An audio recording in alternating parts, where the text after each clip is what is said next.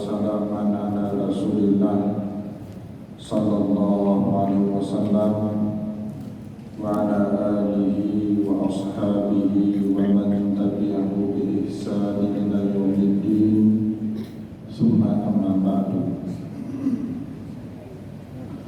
Puji dan syukur senantiasa dan tidak pernah bosan-bosannya kita panjatkan kehadiran Sang Maha Pencipta Allah Subhanahu wa Ta'ala, yang mana dengan limpahan karunia-Nya, rahmat-Nya, hidayah-Nya serta anugerah-Nya kepada kita semua, kita kembali masih diberikan kesempatan, kesehatan dan usia panjang oleh Allah untuk sama-sama dan senantiasa mengabdikan diri kita di jalannya dengan menjalankan segala perintahnya dan menjauhi semua larangannya. Salawat dan salam juga tidak pernah lupa pula kita aturkan kepada junjungan alam Nabi besar Muhammad sallallahu alaihi wasallam, di mana beliau telah bersabda dalam salah satu hadisnya, akmalul mu'minina imanan ahsanahum khuluqan. Seorang mukmin yang paling sempurna imannya di sisi Allah adalah seorang mukmin yang paling luhur budi pekertinya dengan sesama manusia. Bapak Ibu kaum muslimin dan muslimat yang dimuliakan oleh Allah, mari pada kesempatan malam yang mulia ini, sambil kita kembali berniat iktikaf di rumah Allah, kita kembali sambung, kita kembali lanjutkan bacaan kita dengan kitab Ihya Ulumuddin karangan Hujjatul Islam Imam Abu Hamid Muhammad bin Muhammad bin Ahmad Al-Ghazali Al-Tusi Asy-Syafi'i rahimahullah ta'ala anhu. Dan insyaallah pembahasan kita pada malam ini masih berkaitan dengan adabul muta'allim wal mu'allim, adabnya penuntut ilmu dan pengajar ilmu, yang diringkas oleh Imam Al-Ghazali ke dalam 10 poin utama. Dan tentu poin yang pertama al-watifatul ula, ada tugas yang pertama bagi penuntut ilmu maupun pengajar ilmu, taqdimu taharatin nafsi an ghazailil akhlaqi wa madmumil awsafi, harus meletakkan usaha pembersihan jiwa sebagai skala prioritas di dalam kehidupan kita, melampaui segala-galanya yang lain, dan termasuk membersihkan diri dari segala sifat yang tercela dan karakter yang tidak terpuji. Ini al-watifatul ula, tugas yang pertama. Dan Imam Al-Ghazali memberikan panjang atau uraian panjang lebar mengenai al-watifatul ula ini. Pada pertemuan yang lalu juga Imam Al-Ghazali mengatakan atau mengibaratkan qalbu kita itu ibarat sebuah rumah.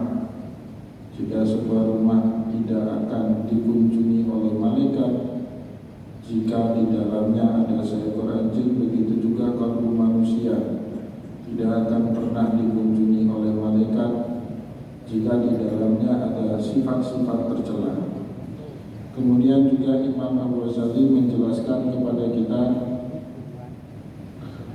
kelak orang yang di dalamnya punya sifat-sifat tercela, maka sifat-sifat tercela itulah yang akan mengubah identitas dia atau yang akan menentukan identitas dia kelak di hari akhir menjadi siapa. Jadi bagaimana kita dalam kehidupan berikutnya sangat tergantung bagaimana kita sekarang. Kalau kita banyak memelihara sifat tercela dalam kehidupan sekarang, maka kata Imam Al-Ghazali sambil mengutip hadis Rasulullah, fayahsyuru al-mumazziku li'a'radin nasi kalbardariyat, orang yang dalam kehidupan dunianya senang merendahkan harga diri orang lain, maka kelak Allah Subhanahu wa Ta'ala akan membangkitkan dia dalam bentuk wujud seekor anjing.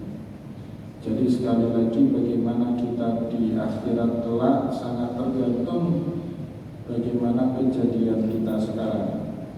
Kalau kita banyak mengamalkan amalan tercela, sifat-sifat yang tidak terpuji, maka kelak sifat-sifat itulah yang menentukan siapa kita di hari akhir.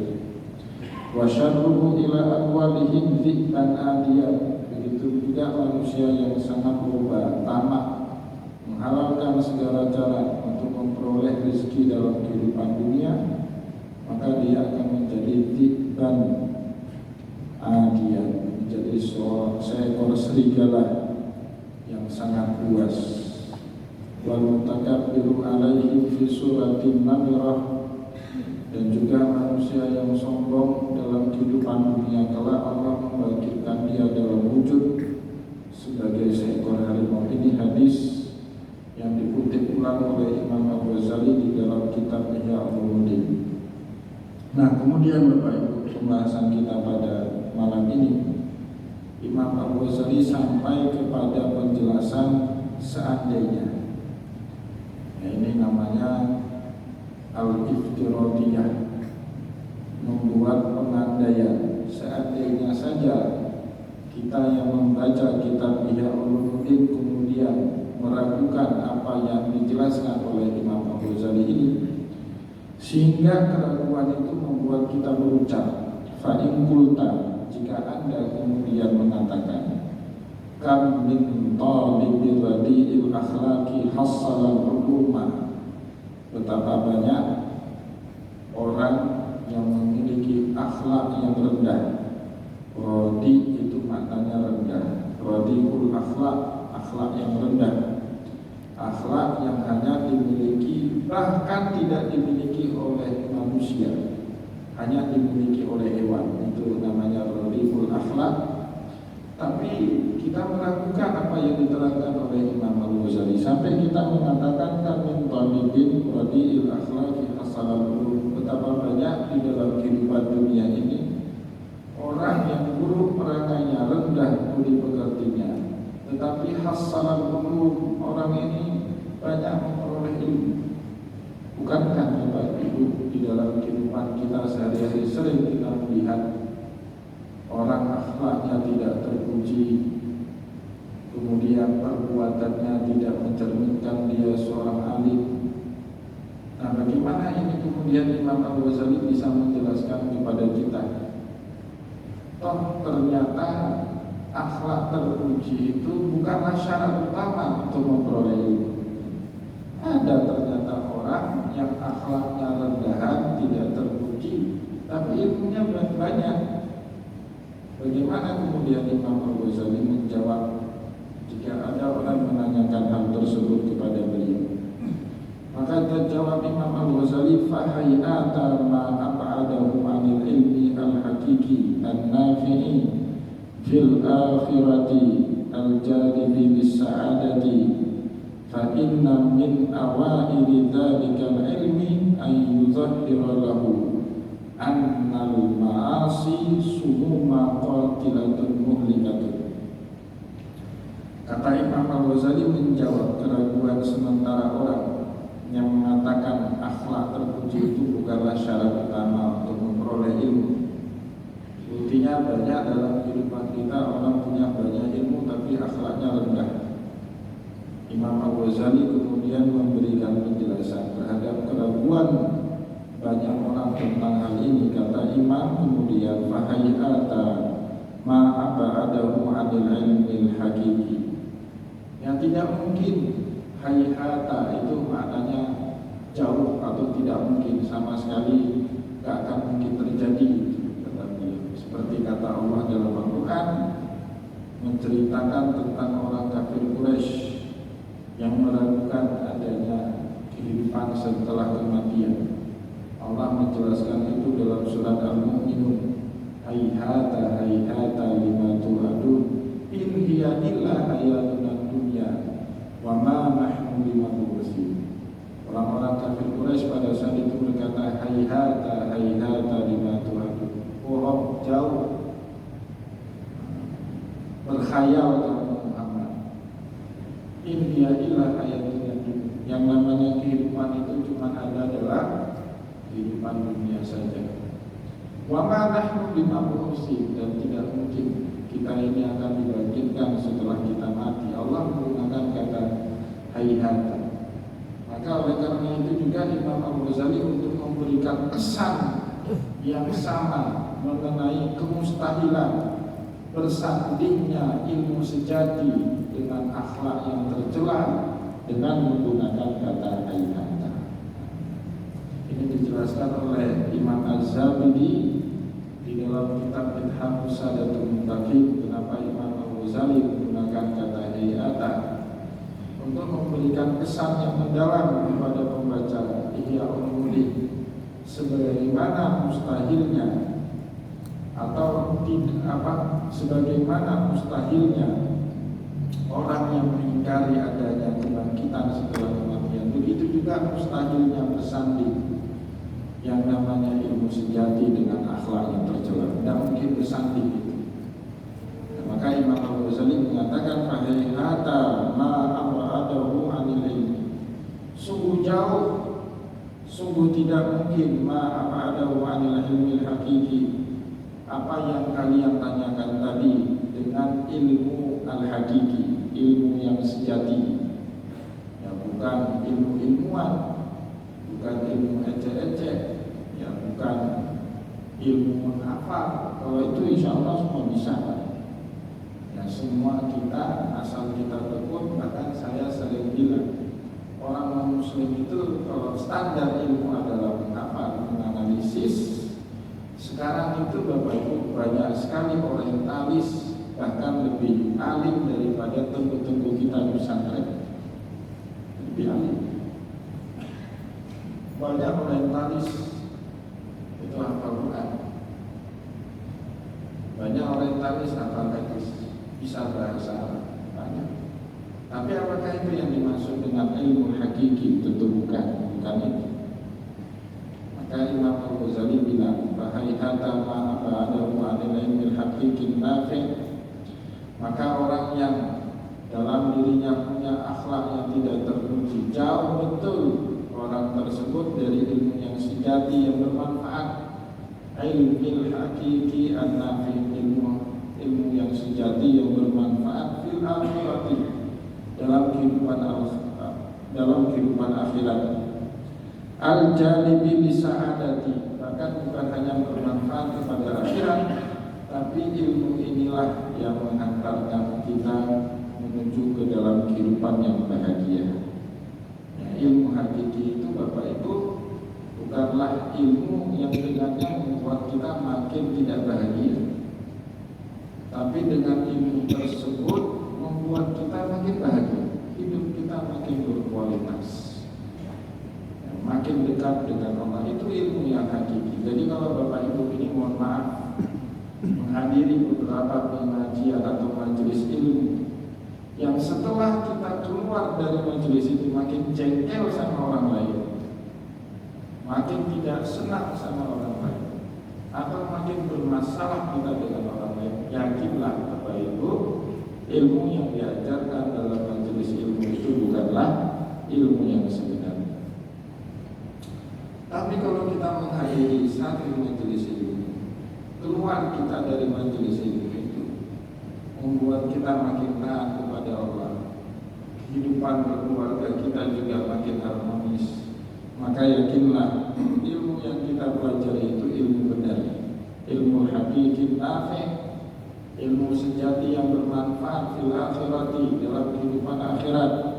Al-jalibi bisa'adati, bahkan dia mampu menghidangkan kebahagiaan kepada kita semua.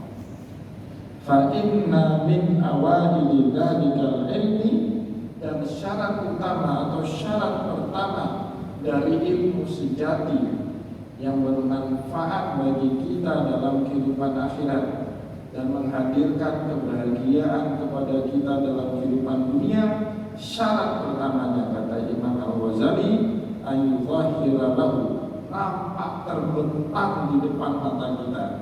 Annal ma'asi, yang namanya perbuatan maksiat, sumuma qatilatun muhlikatun, racun yang membunuh dan membinasakan.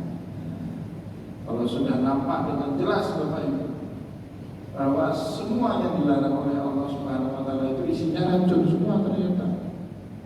Bahkan bukan hanya racun ecek-ecek yang kalau kita minum cuma opname, bukan itu Pak. Tapi qatilatun muhlikatun, racun yang membunuh, mati, kata mati Pak. Mending kalau makan racun tikus cuma di opname 3 hari di rumah sakit masih ada kesempatan. Ini kalau kita makan racun itu qatilatun, membunuh kita, mati kita, muhlikatun, binasa kita. Tidak punya di second chance, tidak punya kesempatan kedua. Bagaimana ceritanya? Nah, Bapak Ibu yang dimuliakan oleh Allah, maka oleh karena itu kata Imam Al-Ghazali, syarat utama ya, orang yang bersentuhan dengan ilmu yang sejati, an-nafi' fil akhirah, yang bermanfaat dalam kehidupan akhirat, al-jalib lisa'adah, yang kemudian menghadirkan banyak kebahagiaan dalam kehidupan dunia. Syarat yang pertamanya adalah ayyudhahira lahu, nampak jelas terbentang di depan mata kita, annal ma'asi, yang namanya perbuatan maksiat itu sumumun qatilatun muhlikatun, dia racun yang membinasakan dan membunuh kita. Tapi kalau Bapak Ibu remang ini, berarti ilmunya belum benar Pak, masih remang ini. Kita bilang ini kayaknya zina itu baik, nah itu remang masih belum sejati. Itu kayaknya riba itu baik, itu belum jadi sejati. Nah ini kata Imam Al-Ghazali. Wa al-ra'aita, kemudian balik bertanya Imam Al-Ghazali kepada kita yang melakukan hal ini, ditanya balik sama Imam Al-Ghazali. Hal ra'aita wa hal ra'aita man yatanawalu summan ma'a ilmihi bi kaunihi samman qatilan. Bagaimana pandanganmu? Apakah ada di dunia ini man yatanawalu summan, dia mau memakan racun, ma'a ilmihi bi kaunihi samman qatilan, padahal orang tersebut tahu yang dia makan, yang dia konsumsi itu adalah racun yang membunuh. Kira-kira Bapak Ibu, orang waras, orang yang akalnya sehat, orang yang punya pengetahuan kalau makanan di depannya itu bukan makanan tapi racun, kira-kira kita menyentuh nggak makanan itu? Enggak. Kenapa? Terang benderang kita punya pengetahuan ini adalah racun yang nggak boleh kita makan, yang nggak boleh kita konsumsi. Nah, saya ingat itu Bapak Ibu. Dulu waktu saya pengalaman dari petugas haji ini yang tadi saya ceritakan, berbagi pengalaman tadi di acara Bintang petugas haji, itu tahun 2008 Bapak Ibu. Ya, tahun 2008 itu waktu saya jadi petugas haji, dibagi ada beberapa hari jemaah haji dibagi nasi kotak. Nasi kotak di Arab Saudi itu ada standarnya, tidak boleh lagi dikonsumsi setelah 3 jam selama dibagikan. Setelah dibagikan 3 jam itu tidak boleh lagi dikonsumsi. Sudah diukur kadar keawetannya, kadar gizinya. Jadi kalau masih dikonsumsi lebih daripada 3 jam, pasti akan memudaratkan orang yang makan makanan tersebut. Tapi sayang di kotak itu tertulis dalam bahasa Arab dan bahasa Inggris. Tidak ada terjemahan bahasa Indonesia. Mungkin dalam satu kloter jamaah haji Indonesia yang berbisa bahasa Arab, bahasa Inggris itu tidak lebih dari 10 orang, tidak lebih. Maka dibagilah kota itu. Nah, ketua kloternya juga lupa sampaikan kepada jamaah kalau makanan yang dibagi itu tidak boleh lagi dikonsumsi setelah 3 jam. Ada jamaah setelah dibagi, waktu dibagi, dia di Masjidil Haram, belum pulang sarapan pagi. Pulang dari Masjidil Haram sudah jam 10, bagi sarapan jam 6. Pulang jam 10, jam 11, lihat masih ada makanan kotak, nasi kotak, buka segelnya dia makan. Padahal usia nasi kotak itu sudah 4 jam, 5 jam setelah dia dibalikan. Apa yang terjadi kemudian? Sakit semua, muntah mencret semua satu kloter, harus diinfus semua. Nah pertanyaannya, kenapa mereka makan nasi kotak itu? Karena nggak tahu Bapak Ibu, kalau nasi kotak ini tidak boleh dikonsumsi lagi setelah lebih daripada 3 jam semenjak dia dibagikan. Apalagi kalau musim panas, cepat betul itu basi makanan di musim panas. Karena kan dikeluarkan dari lemari tempat menyimpan makanan ke tempat jamaah cepat basi. Tapi bagi Bapak Ibu yang tahu tulisan itu bisa kita baca, kira-kira kita masih makan nggak? Enggak. Kenapa orang nggak mau lagi makan? Karena dia sudah punya ilmu, ya kan? Sudah punya ilmu. Ya, dalam contoh yang saya berikan tadi, ilmu bahasa Arab, dia bisa baca. Ini bermasalah kalau dia konsumsi, maka dia nggak makan. Tapi orang yang tetap makan, Bapak Ibu, berarti dia nggak punya ilmu. Maka oleh sebab itu Bapak Ibu, dalam ilmu hakiki ini yang bermanfaat bagi kita kelak di hari akhir, yang mendatangkan banyak kebahagiaan bagi kita dalam kehidupan dunia, dia ilmu yang membuat kita takut benar untuk terjebak dalam perbuatan maksiat. Oleh karena itulah para ulama mengatakan, jika ada manusia ilmunya banyak tapi kerjaannya masih rajin dengan perbuatan maksiat, sesungguhnya dia bukanlah seorang alim, tapi dia awam. Masih senang ngomongin orang, masih senang memprovokasi orang, masih senang menjelek-jelekkan orang lain. Nah ini orang awam. Ini penyakit itu, perbuatan-perbuatan tadi tidak mungkin bersanding dengan orang yang sudah punya ilmu yang sejati. Tidak mungkin dia bisa bersanding. Seperti tidak ketemunya air dengan minyak, tidak bisa ketemu, tidak akan senyawa itu. Air dengan minyak Bapak Ibu aduk beberapa ribu kali, kita aduk pun tidak akan ketemu senyawanya. Betul Bapak? Betul ya, tidak akan ketemu senyawa. Tapi kalau sirup atau gula dengan air ketemu itu senyawanya, bisa bersenyawa. Tapi ini tidak. Nah, maka itu penyakit awam semua Bapak Ibu. Timbang, dendam, marah. Tapi banyak profesor awam dalam ilmu tasawuf, standarnya bukan pada titel, tapi standarnya pada amalia. Bapak Ibu ingat nggak pengajian kita di hari Selasa itu di Menasa, Nurul Ikhlas? Inti daripada ilmu tasawuf itu ilmu dan amal, katanya kan gitu. Standarnya di situ. Jadi senang marah, syahwatul obral, dendam, hasad itu awam semua, penyakit orang awam. Yang bagi orang alim tidak boleh duduk penyakit itu secara permanen. Tapi yang namanya manusia itu tetap ada penyakit. Beda orang alim dengan orang awam. Orang awam tidak mampu mengontrol sifat-sifat tadi. Sifat itu ada semua Pak. Dalam semua diri manusia itu ada hasad, ada benci, alhamdulillah, dendam, marah, syahwat, ada semua. Apa yang membedakan alim dengan awam? Alim bisa mengontrolnya. Nggak permanen sifat-sifat itu di dalam diri. Awam permanen, nggak ada yang kontrol sama dia. Itu awam.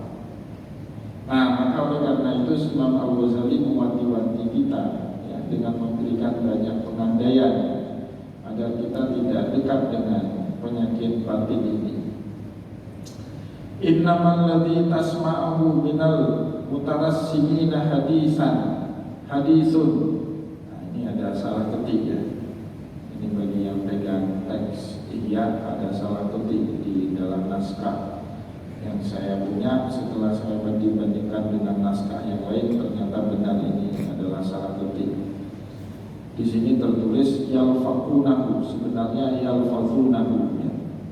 Yalfazunahu, saya ulangi bacaannya, innamal ladzi tasma'uhu minal mutarassimina haditha yalfadhunahu bi alsinatihim marratan wa yuraddidunahu bi qulubihim ukhra wa laysa dzalika minal ilmi fi syai'in. Kata Imam Al-Ghazali kemudian, innamal ladzi tasma'ahu, apa saja yang Anda dengar, minal mutarassimina haditha yalfadhunahu bi alsinatihim, dari orang yang membicarakan masalah agama dengan lisan mereka atau melafazkan ucapan-ucapan agama dengan lisan mereka, marratan, sekali dia ucapkan dengan lisannya, wa yuraddidunahu bi qulubihim, tetapi muncul bolak-balik atau muncul keraguan di dalam kalbunya. Kata Imam Al-Ghazali, walaisa dzalika minal ilmi syai'in, itu sama sekali bukanlah ilmu. Dia ngomong, tetapi kemudian kalbunya ngomong, kamu dah.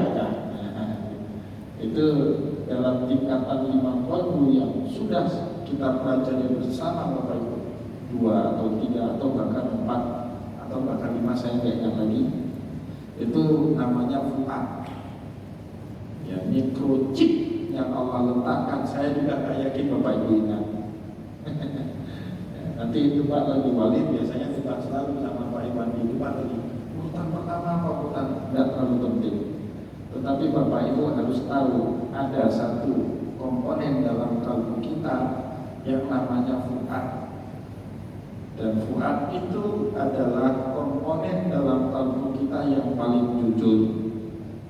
Dia akan mengatakan apapun yang dia ketahui tanpa ada manipulasi. Karena sejatinya Bapak Ibu, manusia karena kecerdasannya bisa memanipulasi apapun dengan satu kepentingan. Misal Bapak Ibu pulang dari kantor, istri kita sudah masakin nasi atau sudah masakin makanan, ternyata makanannya asin. Demi membahagiakan istri, kita bilang apa? Wah, enak ini makan.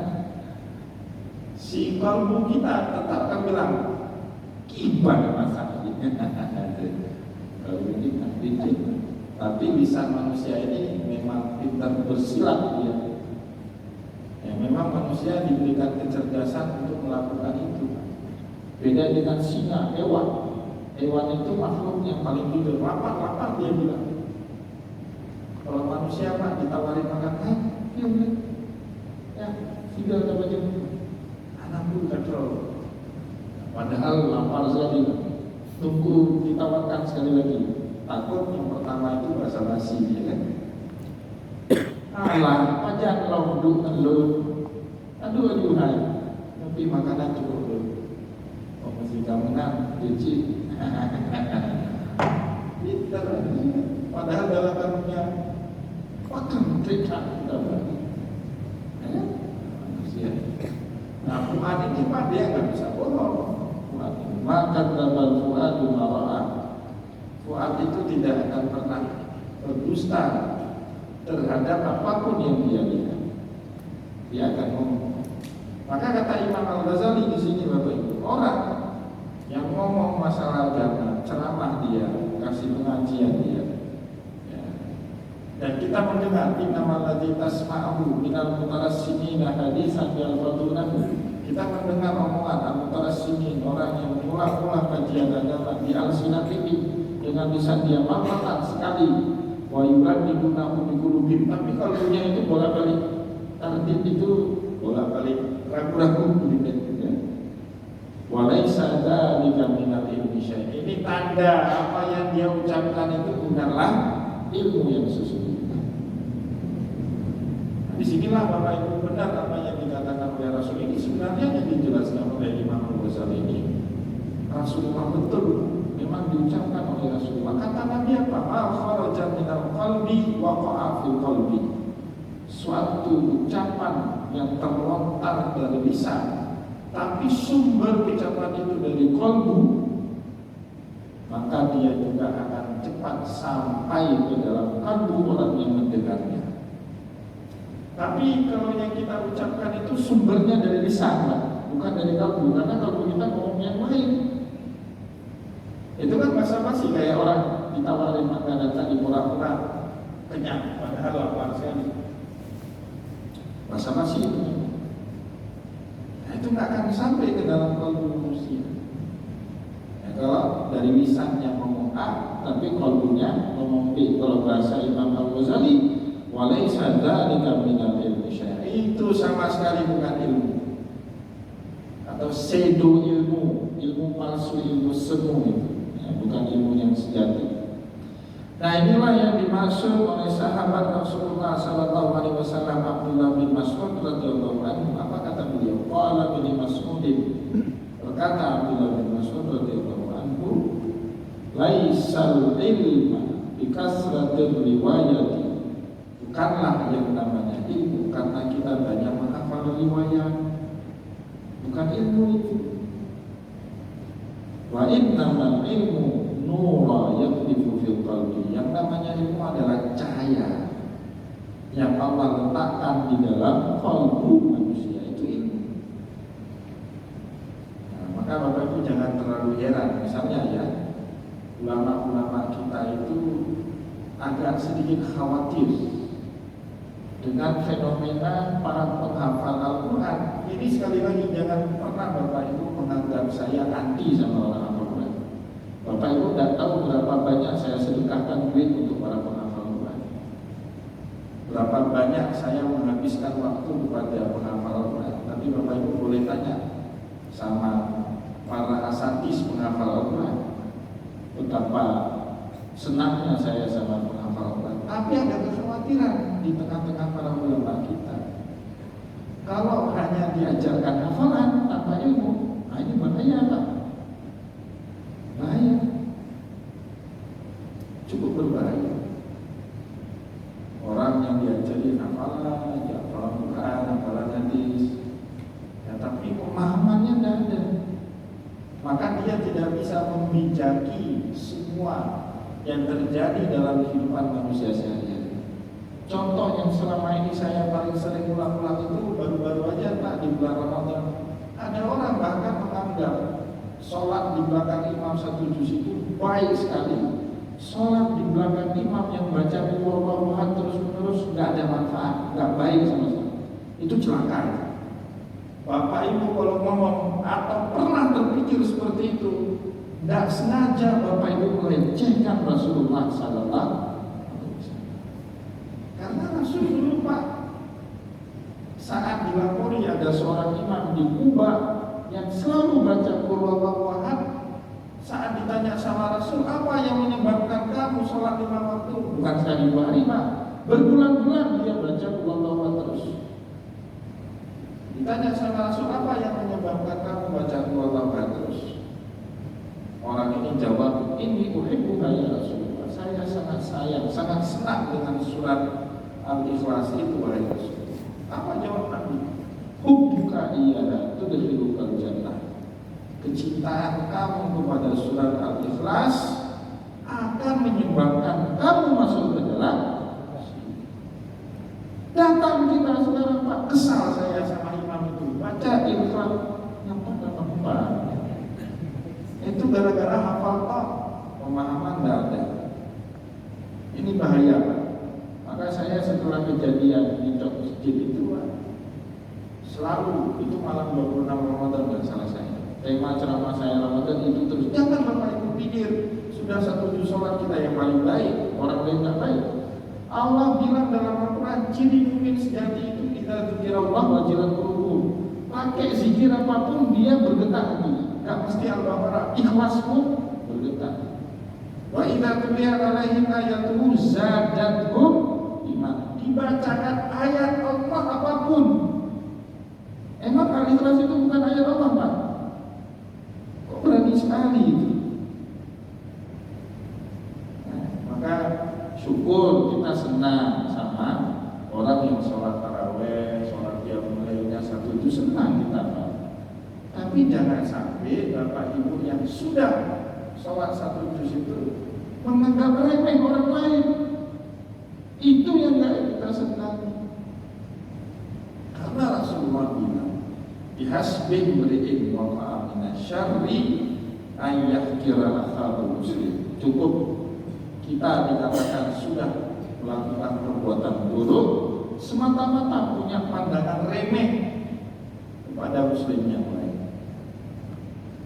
Nah, maka saya tidak bisa terima kalau ada yang menganggap sepele sholat taraweh, orang yang pakai ikhlas terus rakaat kedua kan ada orang. Bahkan boleh jadi di sisi Allah ini orang lebih baik. Kalau sholatnya memang lillahi ta'ala, nama itunya betul-betul ikhlas, daripada orang yang satu di situ anak makan karena kalipah bukan mengatakan sembahyang satu juz. Banyak pahalanya ini Pak daripada yang itu. Nah ini susah sekali kita jaga kalbu kita itu. Ya maka Imam Al-Ghazali mengutip di sini perkataan Abdullah bin Mas'ud radhiyallahu anhu, laisa ilma bi kathrati riwayat.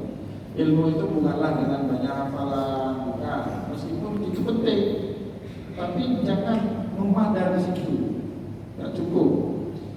Innamal ilma nurun yaktifu fil qalbi. Cahaya, ilmu itu adalah cahaya yang Allah letakkan di dalam kalbu, yang kalau cahaya itu sudah ada dan cahaya itu dikeluarkan dari mulut seorang alim, tercerahkan pikiran kita orang awam, tercerahkan dada kita orang awam. Seolah-olah kita benar-benar diberikan cermin di hadapan kita terhadap apa yang selama ini kita pikir sebenarnya enggak seperti itu.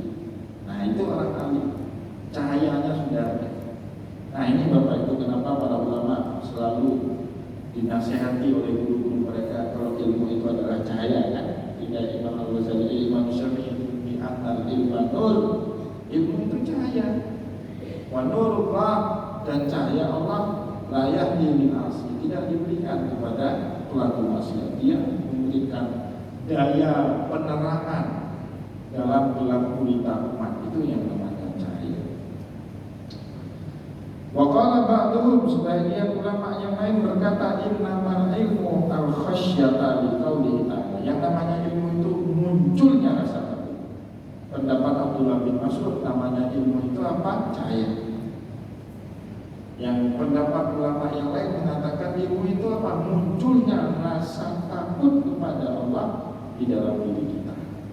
Nah ini didasarkan tentu kepada firman Allah surat Fatir ayat 28, innama yakhsyallaha min ibadihil ulama. Orang yang paling takut kepada Allah siapa? Ulama, orang yang punya ilmu. Berarti kalau Bapak Ibu tidak takut buat maksiat karena Allah, itu belum kategori ulama. Itu mudah cara memahaminya. Wa ka'annahu asyara ila akhassi thamaratil ilmi. Seolah-olah ulama kelompok kedua ini mengisyaratkan kepada kita spesifik daripada hasil daripada ilmu. Jadi ciri khas seseorang sudah benar-benar mendapatkan buah daripada ilmu apa? Rasa takut dia kepada Allah Subhanahu wa taala. Wa lidzalika qala ba'dul muhaqqiqin. Inilah yang menyebabkan sebagian ulama muhaqqiq, ulama yang dalam ilmunya berkata makna qaulihi. Mereka mengatakan ya, perkataan sebagian para walinya Allah, ta'allamna ilma, kami dulunya mempelajari ilmu bi ghairillah, bukan tujuannya karena Allah. Dulu yang mungkin masih kecil kita belajar ilmu bukan karena Allah. Fa'abal ilma ayyakuna illallah, tetapi ilmu itu mengabaikan semua maksud dan tujuan yang lain kecuali semata-mata hanya untuk Allah Subhanahu wa taala. Coba tanya sekarang sama ulama-ulama kita sekarang. Dulu kira-kira waktu belajar pesantren itu senang gak? Pasti kan diiming-iming duit sama bapaknya kan? Diiming-iming nanti kalau kamu pesantren, atau kalau kamu hafal Quran, kalau kamu hafal lagi saya kasih ini, bapak kasih ini, bapak beli mobil atau sepeda motor gitu kan? Tujuannya bukan itu. Tapi Bapak Ibu yang namanya ilmu itu tidak mau dia kecuali hanya untuk kepentingan Allah. Maka bersyukur kalau ada orang yang mempelajari ilmu bukan karena Allah, tapi belakangan ilmu yang dia pelajari itu menarik dia untuk terus dekat kepada Allah. Syukur. Tapi ada juga Bapak Ibu orang yang belajar ilmu, belajar ilmunya bukan karena Allah, Dan ilmu ini membuat dia makin jauh kepada Allah. Itu namanya istidraj. Ilmu banyak, tapi sama sekali tidak membuat hubungan dia dekat dengan Allah, justru makin menjauh kepada Allah. Itu namanya istidraj.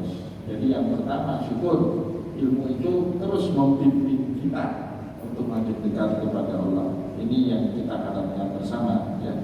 Ta'allamna ilma li ghairillah fa'abal ilmu ayyakuna illa lillah. Dulunya kami belajar ilmu, tujuannya selain daripada Allah. Tujuan dunia, tujuan dapat jabatan, tujuan dapat duit, macam-macam. Tetapi ilmu itu abai semua tujuan kami, yang terus mengarahkan kami untuk mengarah kepada Allah.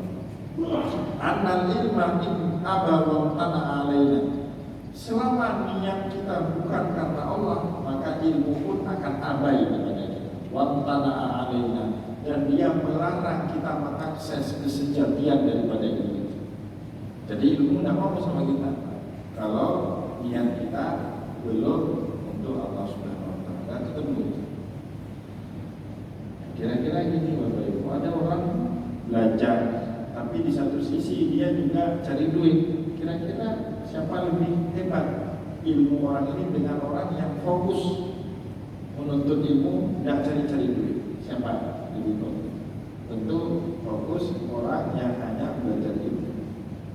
Kalau sudah berdua, sulit bisa mendapatkan secara total salah satu dari dua tersebut.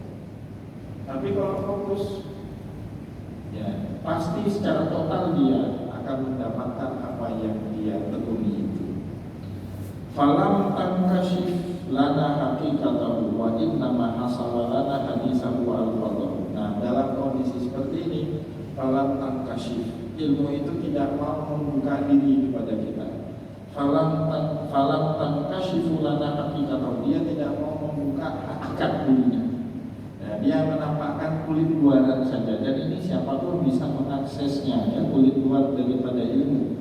Wa inna ma hasala lana hadisahu wa al-fadhahu. Akhirnya yang kita peroleh dari ilmu itu hanya ucapannya saja, hanya lafaznya saja, tapi makna, pemahaman atau rahasia di balik lafaz tersebut tidak ketemu kita, Pak.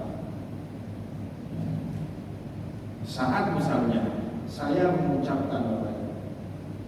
Saya lapar, Pak Salmina, saya lapar. Maknanya apa kira-kira Pak?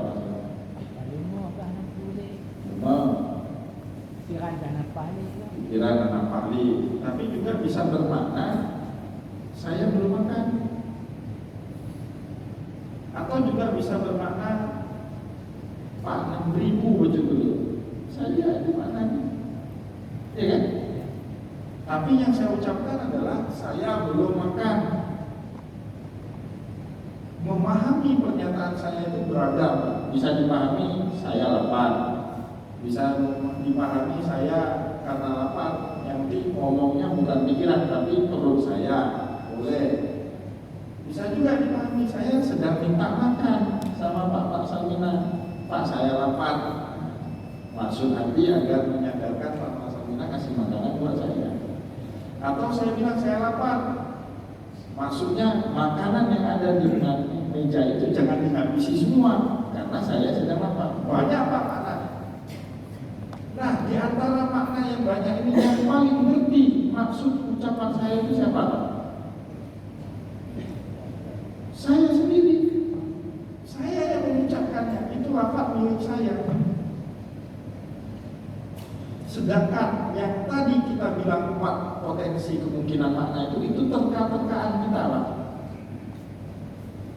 Nah, ini ilmu kulit semua. Terkaan-terkaan itu ilmu kulit.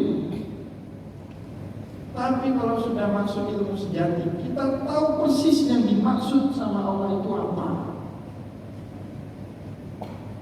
Kalau seandainya saya datang ke rumah Pak Salmina, saya bilang, Pak Salmina saya lapar. Kemudian datang Pak Salmina memberikan makanan yang banyak di meja makan. Saya bilang, kenyang hai Pak, maksud dulu karena lu puasa. Salah sangka kan, terkaan Pak Salmina salah. Saya cuma mau informasikan saya lapar karena saya puasa. Tapi karena Pak Marsalina cuma nerka-nerka, akhirnya beliau salah cara, dihidangkanlah makanan. Padahal saya sengaja memelihara lapar ini karena mau menjaga hubungan saya dengan Allah melalui ibadah puasa. Salah maksud. Nah, Bapak Ibu, selama ini kita terka-terka di sini ya. Tapi maksud sejati daripada itu, apa yang diinginkan Allah dalam Al-Quran, apa yang diinginkan oleh Rasulullah, ini butuh yang dijelaskan oleh Imam Al-Ghazali ini. Kepentingan jiwa, kebersihan hati, jauh dari akhlak-akhlak yang jelek, jauh dari maksiat, nampak terang benderang. Kalau maksiat itu sama sekali nggak baik. Itu kalau sudah seperti itu Pak, Bapak Ibu baca Al-Quran, meskipun nggak ngerti bahasa Arab, ketemu sendiri maknanya. Bapak Ibu baca hadis Nabi, meskipun nggak tahu bahasa Arab, ketemu sendiri maknanya. Itu rahasianya. Insya Allah pada pertemuan yang akan datang kita akan lanjut lagi pembahasan kita mengenai masalah ini. Imam Al-Ghazali memberikan pembahasan cukup panjang lebar mengenai al-wadifatul ula, ini masih menyisakan satu paragraf lagi. Insya Allah